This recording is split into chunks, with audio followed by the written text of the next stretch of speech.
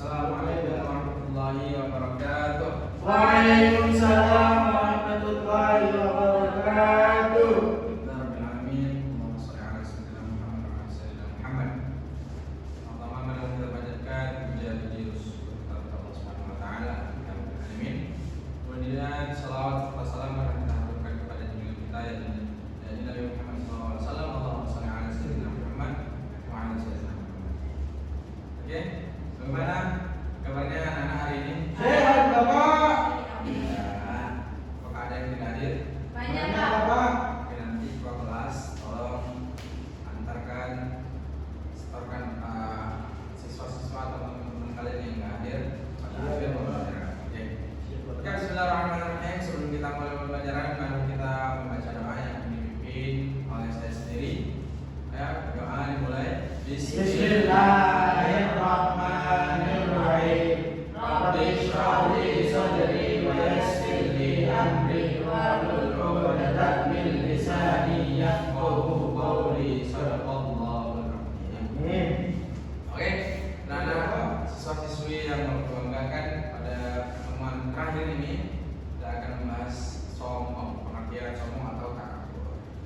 Nah, di sini, oke, dan saya sombong. Siapa di sini yang tahu sombong satu kata aja, yang langsung terpikirkan ketika mendengar kata sombong? Marwan, sombong. Satu Pak.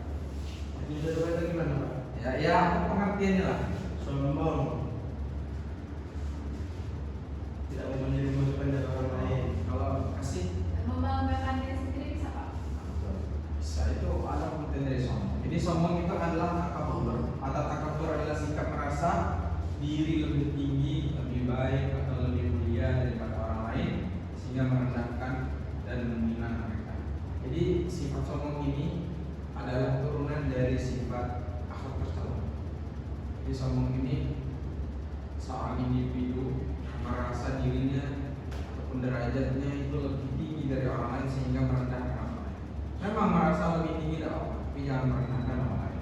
Namun contohnya merasa paling pintar di kelas, tidak menerima masukan dari orang lain, menolak nasihat karena merasa paling benar. Nah, itu tadi yang disebutkan oleh saudara kita Marwan. Jadi dia itu merasa paling benar. A kataku A. Jangan kalau orang lain memberi nasihat, memberi masukan, dia tolak mentah-mentah. Malahan dia salah, malahan dia menyalahkan orang tersebut. Kemudian merendahkan orang lain karena harta, jabatan atau keturunan. Jadi dalam kehidupan sosial ada yang namanya keturunan, jabatan, ataupun harta. Itu bisa menjadi salah satu faktor penyebab orang jadi sombong. Dia punya kuasa tinggi.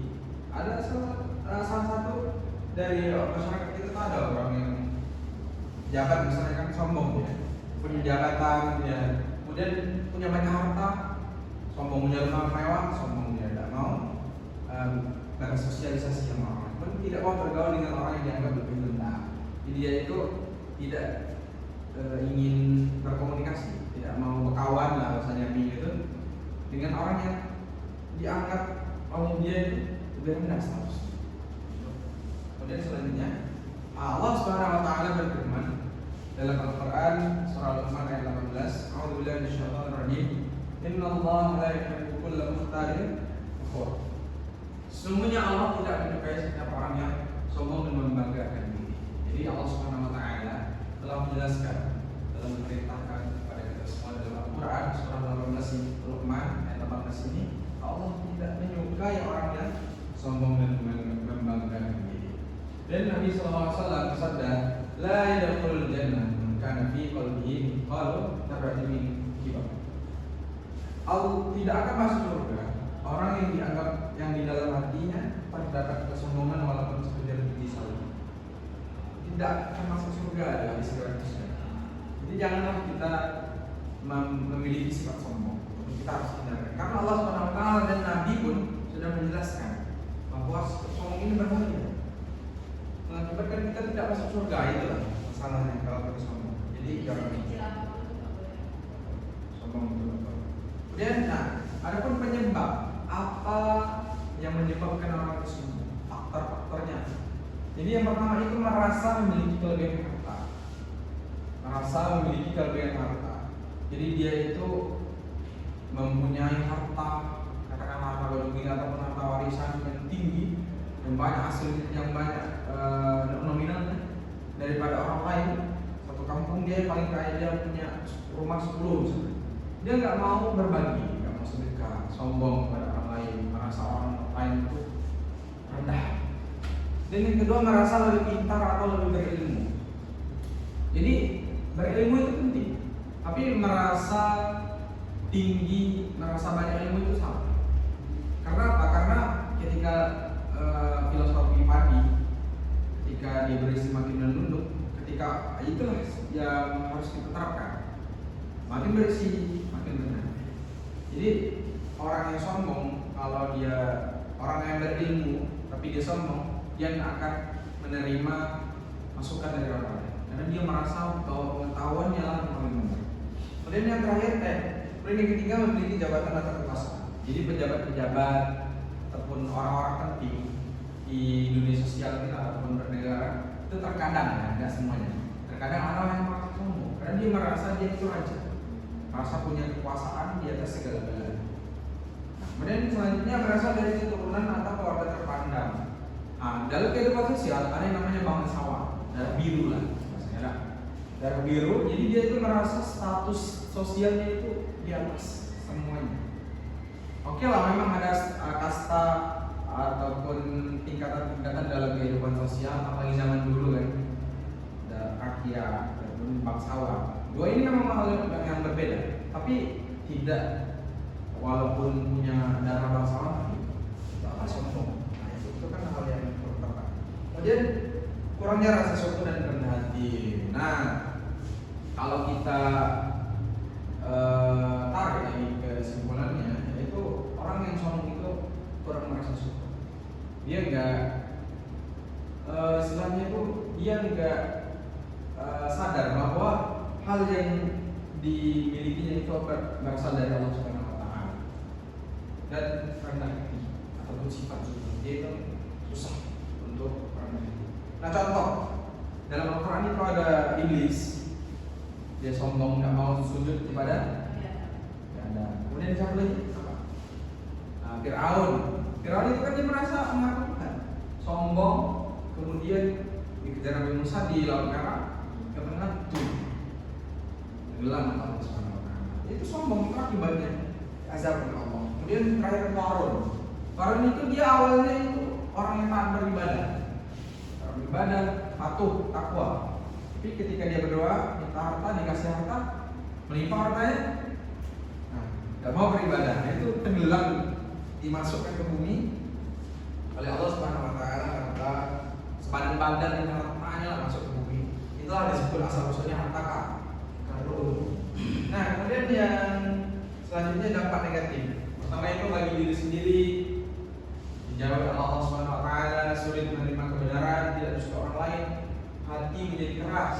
Kemudian bagi orang lain, menyakiti perasaan orang lain, menimbulkan permusuhan, merusak persaudaraan dan kebersamaan.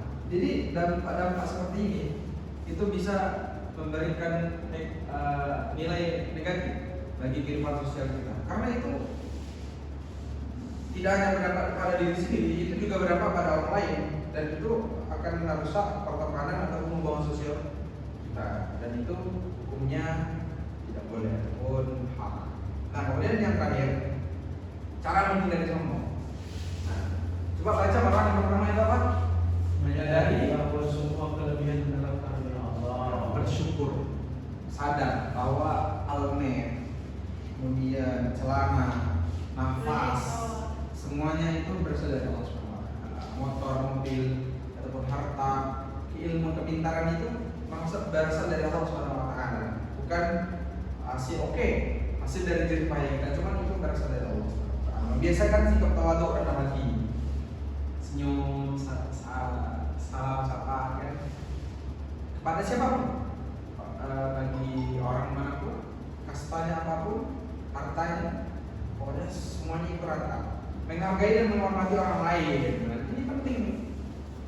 Kalau kita pintar, kita kaya, kita berilmu, tapi kita tidak menghormati orang lain, tidak menghargai orang lain, walaupun kita presiden ataupun siapa, pasti kita tidak akan dihormati orang lain kalau kita tidak hormat kepada mereka. Terima kritik dan nasihat dengan lapang dada. Kritik itu masukan. Ada orang yang dikasih kritik dia kamu, nah itu nggak bisa. Itu sombong ya. Kemudian mengingat bahwa semua manusia di hadapan Allah yang memberikan hanya ketakwaan. Jadi Allah SWT tidak melihat harta, tidak melihat jabatan, kekuasaan, dan keturunan. Allah melihat apa? Ketakwaan.